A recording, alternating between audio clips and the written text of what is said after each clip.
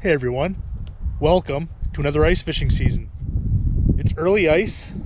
Once again, I'm fishing for brook trout.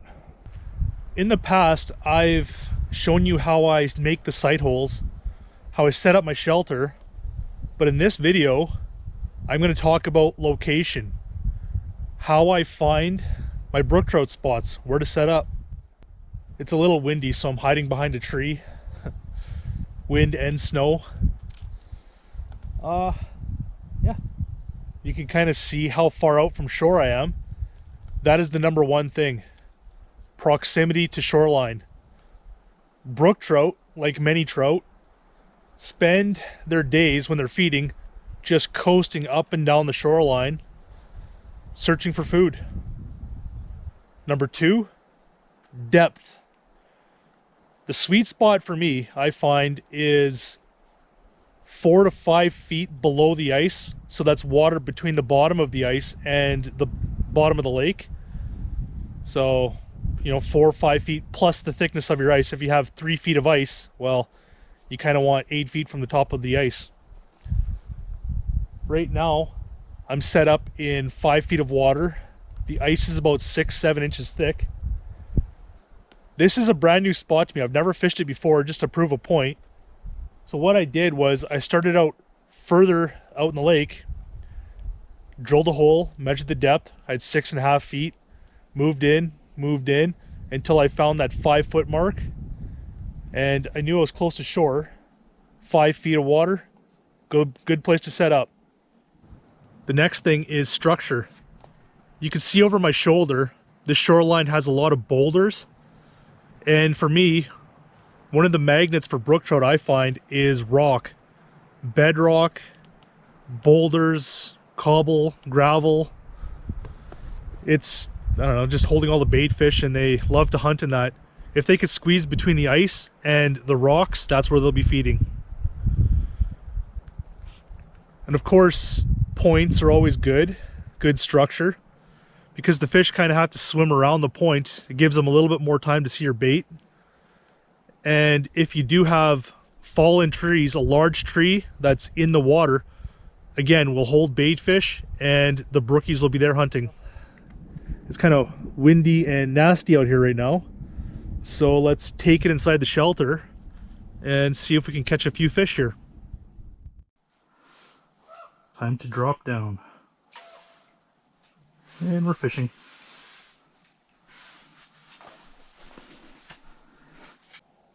This is a little bit different view than what I'm used to. My other spot, it's usually the boulder field or mud right beside it. There are boulders here.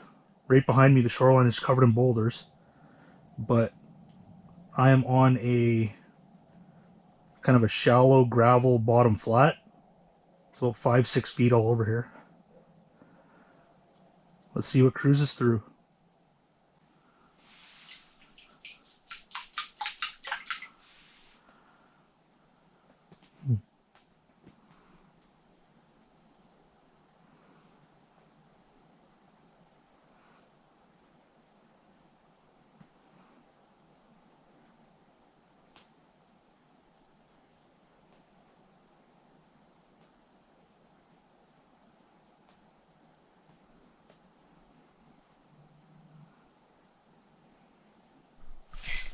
There we go.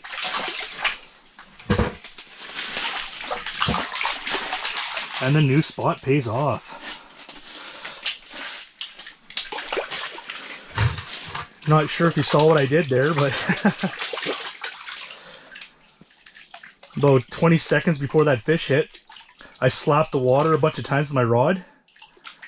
I don't know if that was it, but play with their lateral lines a bit, put some vibrations down there, wake them up.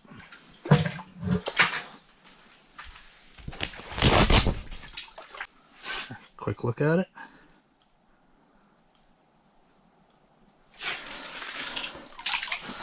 Back in the live well.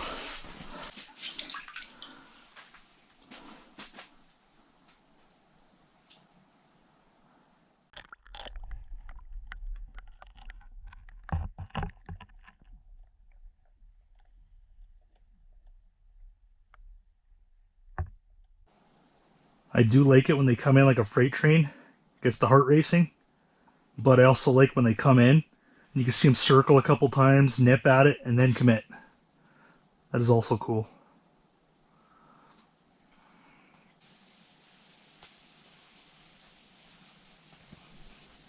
There we go.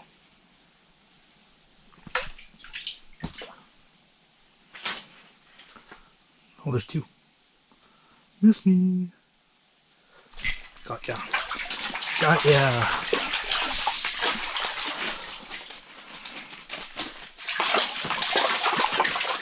Nice. I wonder.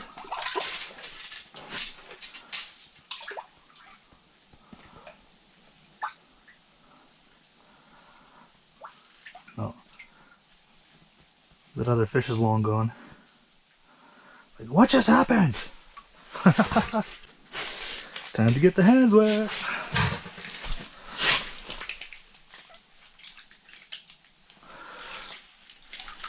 Calm down. Beauty.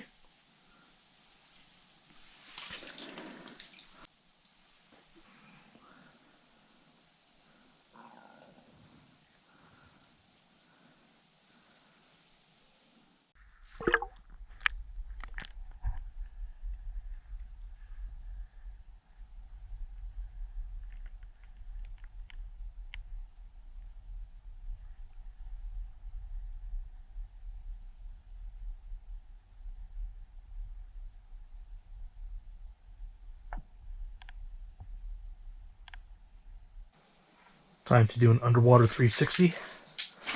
Let's see what the area looks like.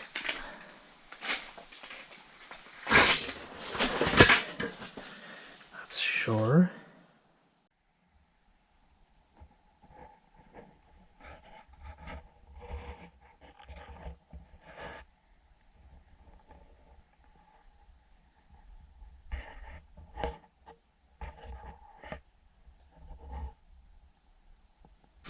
It's getting a little slick in here, so I brought in some snow for texture.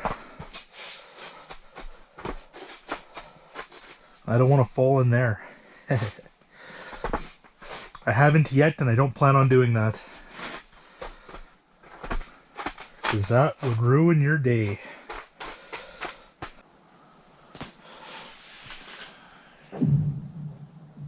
Oof. Ice thunder.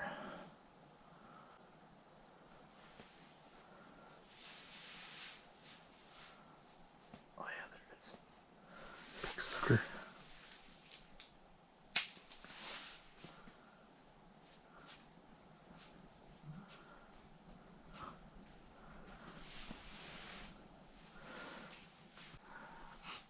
Yeah, I know it's just a sucker, but it's still so cool seeing those fish. Like, the sight fishing hole is like a window into the fish's world. Watching them act naturally.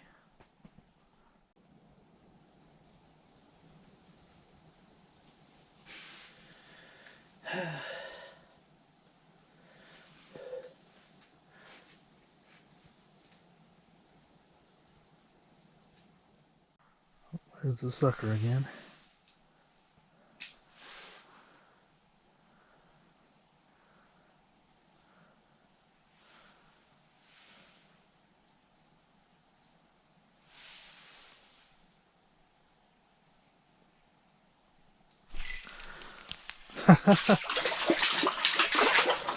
Because why not? Need some action.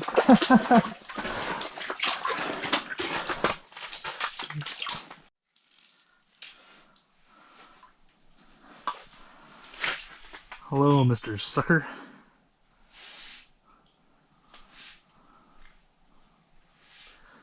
They're pretty fish. Come on now.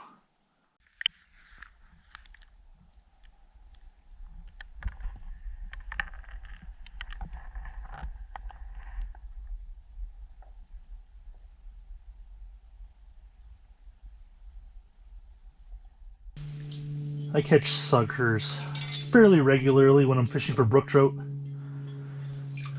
Quite often midday when there's a lull and the trout aren't active.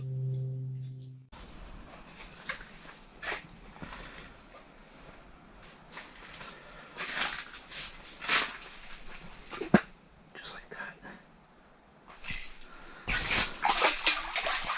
Whew! Nice. Okay. Time for a quick release.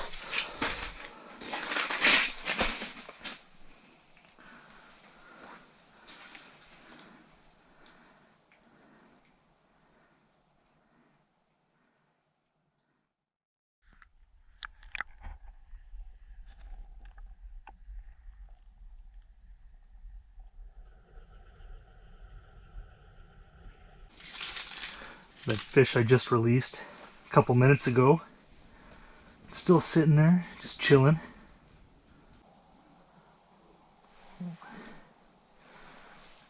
Not yet. Oh yeah. There she goes. Gone. The last fish I caught, it just sat on bottom. I could see it breathing, probably just collecting its thoughts. Maybe a little bit stressed out. Well, she chilled there for a minute and then casually swam off. I've seen that happen a couple times.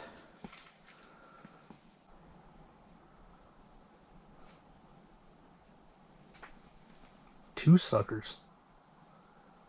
No.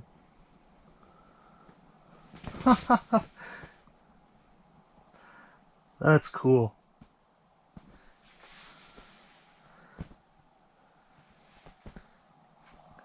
Two suckers coming to check me out.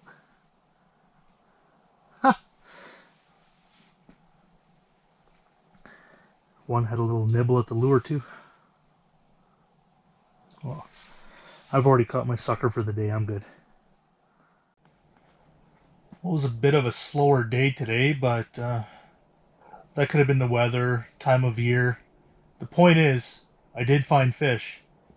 Or more accurately, the fish found me. You see, with trout, they're constantly moving. So it's not like tracking down a school of fish like walleye or crappie.